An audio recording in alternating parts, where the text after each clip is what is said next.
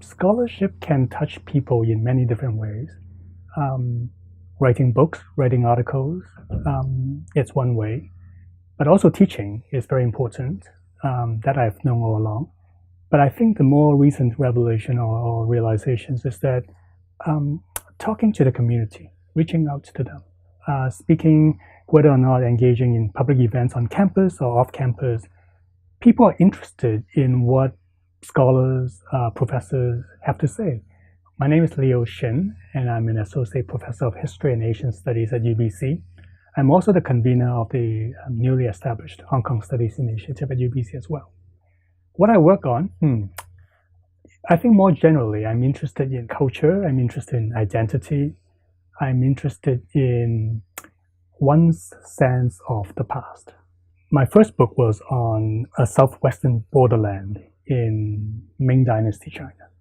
And my interest in that project, why I did that project, was to try to understand how the government or how the sort of the elites of China made sense of boundaries, made sense of borders, made sense of identity.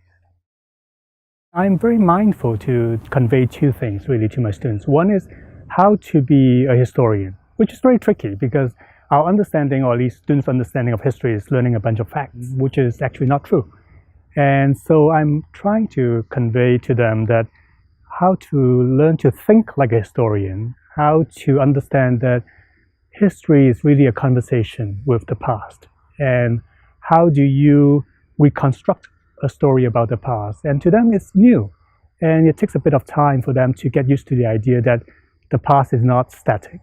The second message I want to get across to my students is to learn how to place Asia or China in a broader context.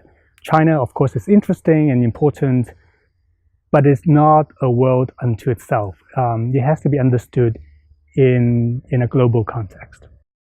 One of the projects that I'm very proud of is starting the Hong Kong Studies Initiative at UBC. I feel very strongly that UBC is the right place to do more on Hong Kong studies. And it is especially important to create a space, I think, outside of Hong Kong to talk about Hong Kong. This year, we're introducing a new course on the history of Cantonese worlds, and we're hoping to bring in a number of speakers that would accompany the introduction of this course. Hong Kong is, again, is a place, is a space that should be of interest not only to people from Hong Kong. It has an exceptional history, its popular culture, its cinema. All of these things are worthy of careful reflection.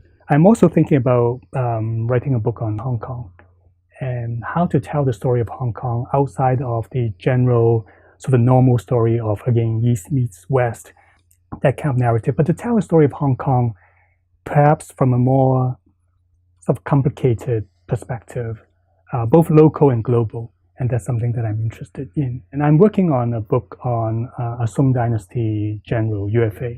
But I'm not working on a biography of UFA. A lot of people have written books on UFA.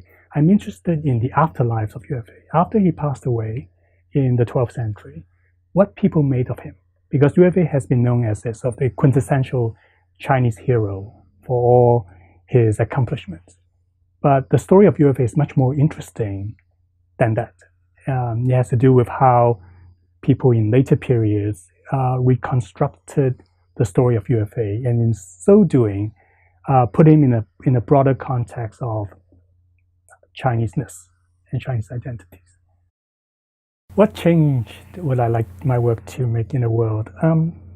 In some ways, it's not something that I alone can or would do. It's the idea that is to convey to people, students, laymen, scholars, that nations, national identities, so in many ways, the core of how we make sense of ourselves is ultimately constructed. And if people can understand that, then they would be able to put national identities, national interests in proper historical context. And that might bring peace to the world.